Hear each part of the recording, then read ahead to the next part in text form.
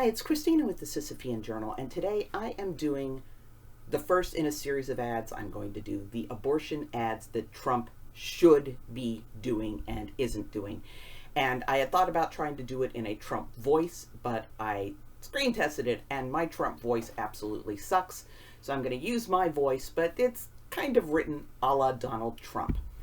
So what Donald Trump should be saying, in this case, life of the mother.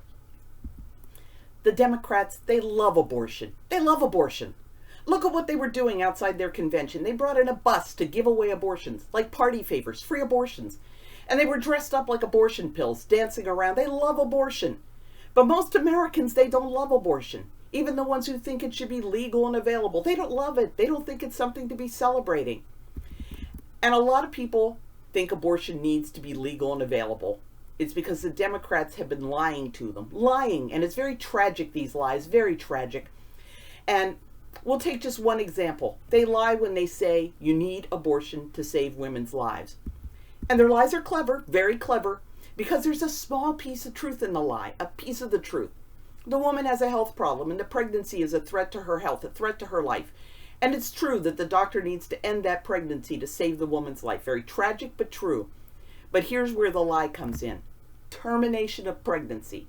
You know the Democrats do that. Termination of pregnancy, they say. Abortion is terminating the pregnancy. But that's not the point of the abortion. Pregnancies, they terminate all on their own, usually at about 9 months. They terminate on their own.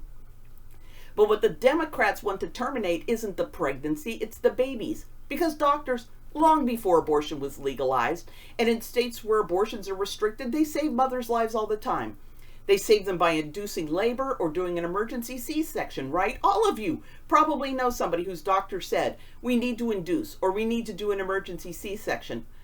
And a lot of the time, that's later in the pregnancy, that baby might need some help. And the baby might need to spend some time in the NICU. A very scary time for the family, very scary. But they get to take their baby home. The pregnancy was ended to save the mother, but the doctor didn't kill the baby. He saved the baby. Sometimes it's tragic, but sometimes the baby is too young to survive outside the womb. Very sad. Rick Santorum's family, that happened. Their son Gabriel. Mrs. Santorum's life was in danger, and the doctors had to end that pregnancy to save her life. So they delivered that baby.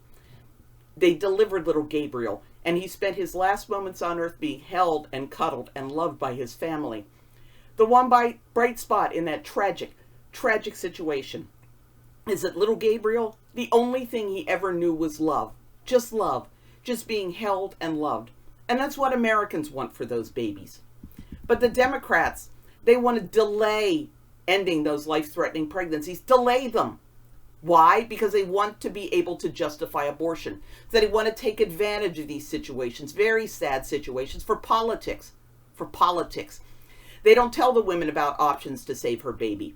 And the way these abortions are done, I'm not going to describe it. It's too horrible. And my heart breaks for those families whose doctors lied, whose doctors said that the way to end those pregnancies was with an abortion, not inducing labor, not a C-section. Those doctors told their families that they needed to do what they called a termination of pregnancy, but it's really a termination of the baby, taking extra time, endangering that mother's life even more to do extra procedures to terminate that baby. And those very late abortions, the very late ones, they say they have to do it to save the mother's life. You know where they do those? They don't have the woman in a hospital. The woman, her life is in danger. Her health is in danger. And they don't want to check her into a hospital where they can do transfusions or do surgery or anything else they might need to do to save that mother's life, protect her life. They want that woman to be in a motel. Don't take my word for it. Look on the abortion clinic's websites. They describe how those abortions are done. The woman stays in a hotel, not a hospital, a hotel. She goes to the clinic every day to have the different steps of the abortion done. It takes 2 days, 3 days, sometimes even 4 days if the pregnancy is very far along. And the woman is staying in a hotel, not in a hospital, with her family and friends, not with doctors and nurses. And they want us to believe they're doing this to save the woman's life, that her life is in danger. And they want us to believe she needs to be in a hotel, not a hospital. So when the Dobbs decision came down, I put those justices on the Supreme Court, the justices that said Roe versus Wade was a bad decision, very bad. The Dobbs decision said the states could decide. Voters in every state could decide. And by doing this, that means that there needs to be public discussion, public debate. People will have a chance to learn about what abortions are, how they're done, and they can decide. They can learn the difference between inducing labor or doing a C-section and taking extra time, doing extra stuff, extra procedures to end that baby's life before you end the pregnancy. And they can still choose to love abortions like the Democrats do. And that's sad, very sad, that the Democrats love abortions more than they love women. We don't. We love women.